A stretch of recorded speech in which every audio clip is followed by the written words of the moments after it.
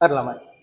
මේ video series එක ගේන්නේ ඉංජිනේරු තාක්ෂණ වේදය හදාරන ඔයා වෙනුවෙන් අපේ විෂය ඇතුලේ තියෙන විශේෂ සිද්ධාන්ත කරුණු සුවිශේෂී අවස්ථා සම්බන්ධයෙන් කතා කරන්න. අද මේ කියලා දෙන්න හදන්නේ හේතුවක විකසනයේදී මේ හේතුවේ ඇල උස මේකේ පතුලේ විස්කම්භයට සමාන වන අවස්ථාවක් හඳුර ගන්න ආකාරය. ඒතකොට අපිට මෙන්න මේ හේතුවක විකසනයේදී අපිට මේ උඩ තියෙන හේතු කොටස මේ වාගේ කේන්ද්‍රික ඛණ්ඩයකින් දැක් ගන්න පුළුවන්.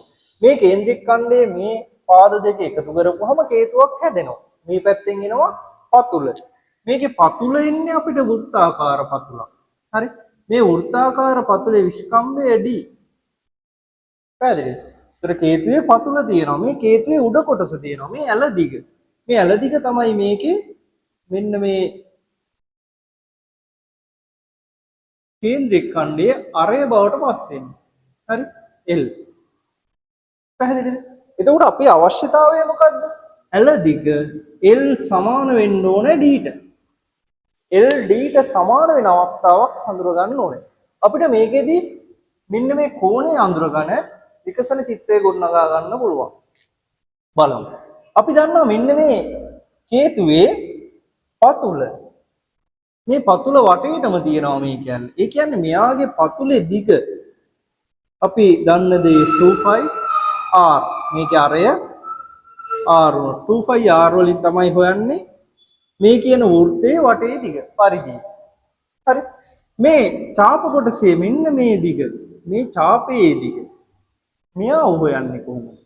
මේ ඡාපයේ දිග හොයන්න වෙන්නේ අපි දන්නවා 360න් θ වරක් 25R නෙමෙයි දැන් 25L.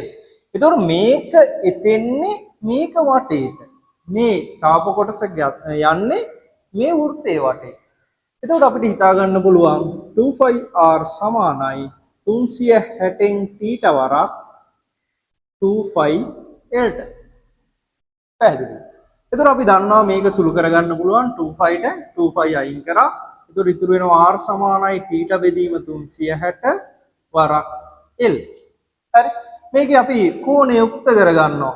θ කියන එකව මේ පැත්ත ඉතුරු කරගෙන ඉතුරු ටික මෙහාට එවනවා. හරි. R බෙදීම L වරක් 360.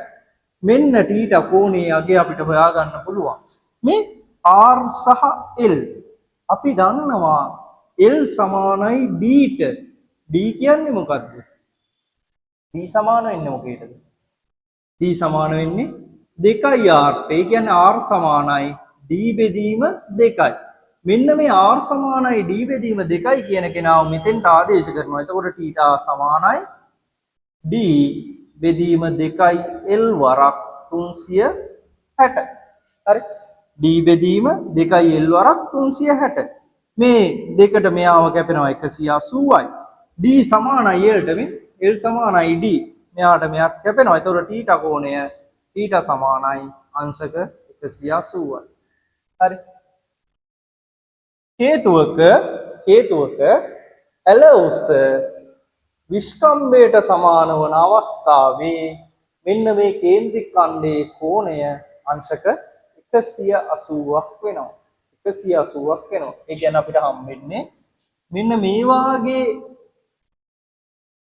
වෘත්ත භාගයක් අරගෙන මේ දෙන්නව මෙතනින් එකතු කරා නම් මේ කියන හේතුව අපට ගොඩනගා ගන්න පුළුවන්. හරි. පැහැදිලි නේද?